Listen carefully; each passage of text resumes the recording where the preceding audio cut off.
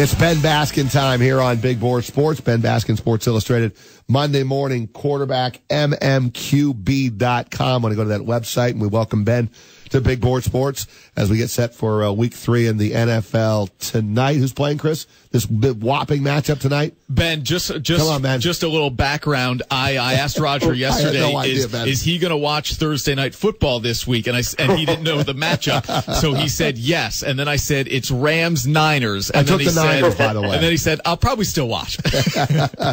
Give me something to do tonight because the Yankees are off, Ben. The Red Sox are off. And the Mets are off. All three of our regional teams. And they're awful. And the Mets are awful anyway. Ben, good morning. How you doing? I'm doing well, Roger and Chris. Thank you guys for having me. I wouldn't expect a great game in that Rams-Niners game. No, don't get many good Thursday night games these days, and especially not with those two teams. Yeah, 100% agreed there. Ben, let's start with the Giants. That's our top regional team of interest. Is this a must-win in Week 3 for the Giants going to Philadelphia? I think it definitely is a must-win. The odds of a 0-2 team making the playoffs are not great. I think in the last decade it's about 9%. In the last since 1990 it's about 12%. But only 3 teams have ever made the playoffs when they go 0-3. So that's a precipitous drop from 0-2 to 0-3. And you got a division team in Philly at Philly. It would be a game that the Giants sorely need, and if they win, then they have a somewhat favorable schedule coming up in the next few weeks. You could see them beating the Bucs. You could see them beating the Chargers before they go and play in Mile High in Denver. So it's kind of a pivot point game for the Giants. If they beat the Eagles, and then maybe they reel off a couple more wins, and they're sitting at 3-2 going into Week 6. They lose, then the wheels kind of fall off. Well, they have not won, Ben, in Philadelphia since 2014. Yep. So they've got a tall order. I think it's fair to say that the defensive line, when you look at Cox and Graham, Fletcher Cox and Brandon Graham, that they are really good on that D line, maybe better than the 2 teams the Giants have already lost to. So they've got that offensive line has got their hands full again. The only thing I can say for the Giants this week is that the secondary of the Philadelphia Eagles appears very banged up.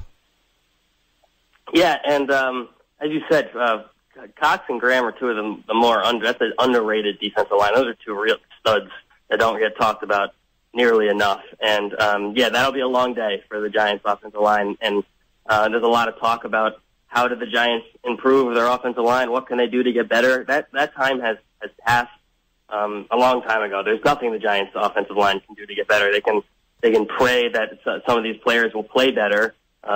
Eric Flowers, they can pray that one day he wakes up and he's and takes a drastic improvement. Obviously, Justin Pugh has not had a great start to the season. You can't really judge one guy when that offensive line is playing so bad as a unit. But there's really not much that offensive line can do to improve right now. They're not going to make a move. There's no one on the bench they could bring up. So that will be a long day against the Eagles' front 7 there. The thing that the Giants do have, as you said, they have the Eagles secondary that's shallow and hasn't been playing great. But they also have really the only thing they have looking forward to is a healthy Odell Beckham, hopefully healthy. You'd expect.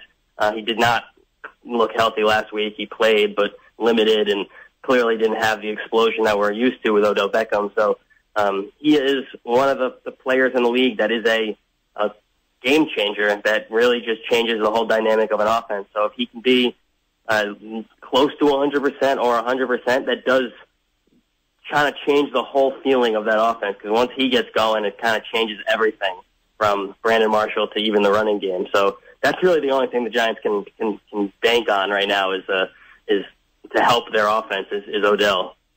Ben, it's good to talk to you again, man. Chris Honorato here with Roger. I have to ask you about this, what I would call a strange relationship in the public between Ben McAdoo and Eli Manning. I mean, I can't remember another head coach really going after their star quarterback the way McAdoo has. Now, Eli's handled it by saying, hey, coach is being critical of me. I welcome criticism and coaching, and he knows I can handle it. But what is your read on what is between McAdoo and Manning and the way it kind of plays out in the media? I I'm not really sure what Ben McAdoo is doing. It's a very odd strategy. I will say that Eli Manning has the respect of his locker room as much as any quarterback in the league.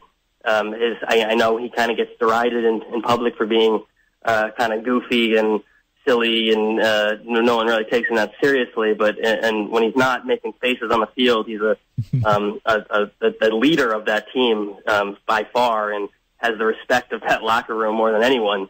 So I will say, as far as play, like Eli's not the kind of guy that will get really bent out of shape by getting called out in the media. He's not kind of the guy who will come back at Ben and say, don't ever question me again, or don't. I guess it's not in his character, but it doesn't. At this point in Eli's career, you know who Eli is, and nothing really has shocked me with the way Eli has played so far this season. If you told me that he was going to get sacked 8 times in 2 games, on pace for 64 sacks in the season, which is last year they had 21 sacks, and we talked last year about how bad the offensive line is. They're on pace for 64 right now. So if you told me that would be the case, this would be the Eli Manning I would have expected to see. So I don't know what Ben McAdoo really expects to get out of Eli when he's under pressure and when things kind of don't go right for him. This is the Eli you see. When you give him some time in the pocket and everything else kind of works well, you can have a Eli that wins the Super Bowl. So I'm not sure what Ben McAdoo's doing. His offense has looked predictable and inefficient and pretty much just futile, and I think he's kind of running out of options. I don't think he really knows what's going on. For a guy who is professed to be an offensive genius, he has been far from that in the last 2 years in New York. So I think he's maybe taken a last-ditch shot here to maybe try and spur his offense forward by doing something that you don't see and calling out the quarterback in public. It was a benign call-out. He didn't really scathing. It wasn't scathing, but it was, as everyone, we've been talking about it, so it was something that we're not used to seeing. But my feeling is that Ben McAdoo really doesn't know what's going on, and he doesn't know how to solve it, and he's trying anything he can do right now to kind of get that offense going in the right direction. And he thinks maybe if he calls out Eli, it'll make everyone else accountable, and then maybe that will spawn some life in the offense. But I don't see that working. But I will say he hasn't lost the locker room. It's not a lost situation right now. He's not a guy that I would say is on the hot seat. But if this season falls apart more than it has, and the offense just doesn't get its act together, I'm not sure a guy that's an offensive genius that has a really bad offense doesn't really serve much function. Just leave the sloppy quarterback discussion for the meeting rooms, not it for everyone to hear. I didn't like it at all when I first heard it, and a few days removed from it, I think it was a bad timing, bad choice by McAdoo. And Eli takes the high road yesterday in the interview, as I expected him to do. Hey, we've got picks coming up, Ben. Chris and I go head to head in our competition here every week, and I'm stuck on one. Can you help me out with this one? The Denver Broncos. -3 at the Buffalo Bills. I'd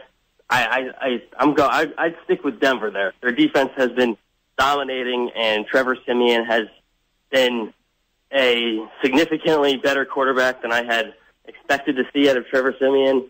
Buffalo has looked better than I expected. They can't score really though. Their defense looks solid. I give them a solid. They're 5th against the run and 10th against the pass. They have played the Jets and a Panthers offense that is still figuring itself out. But that offense, I can't see the Bills scoring double digits against the Broncos defense, no matter where that game is played. That'll be a tough one. Ben Baskin of Sports Illustrated. Check him out on Twitter at Ben_Baskin, Biskin. Ben, I'll tell you right now, I'm looking at my partner over here and I'm thinking, He heard you, but I'm not sure you convinced him. I have a weird feeling he's leaning Buffalo. I have a weird feel for this game too. I don't know. It just feels like a weird spot where the Bills might surprise some people. How about this one? Help me out here. Texans at Patriots. New England favored by almost 2 touchdowns, 13.5. I was dumb enough at the beginning of the year to pick the Texans to go to the Super Bowl. The Texans, they're not going to go to the Super Bowl. I wouldn't be surprised if they give the Patriots a little bit of a better game than that. Although I don't know, you have Bill Belichick and a defense that has been bad this season, just not good at all so far this year. They're at 31st in yards, 29th in points. They're allowing 6 yards a carry, which is last in the league.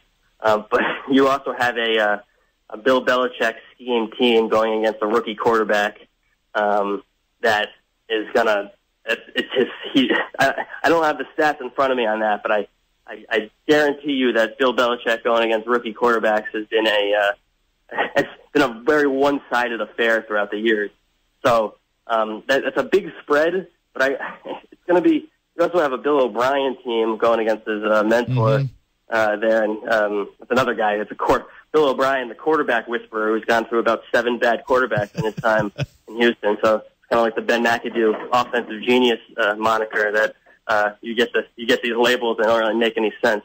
I would lean Patriots to cover that spread, but I wouldn't. I don't know. I like Deshaun Watson more than most people do, and I wouldn't be surprised if he kept that game close. Well, Ben, I won't make you sit through our picks, so I'll let you go. I wouldn't want you to have to do that, but we appreciate you coming on for a few minutes here on Big Board Sports, and I am sure we'll be back in touch. Absolutely. Hey, looking forward to it, guys.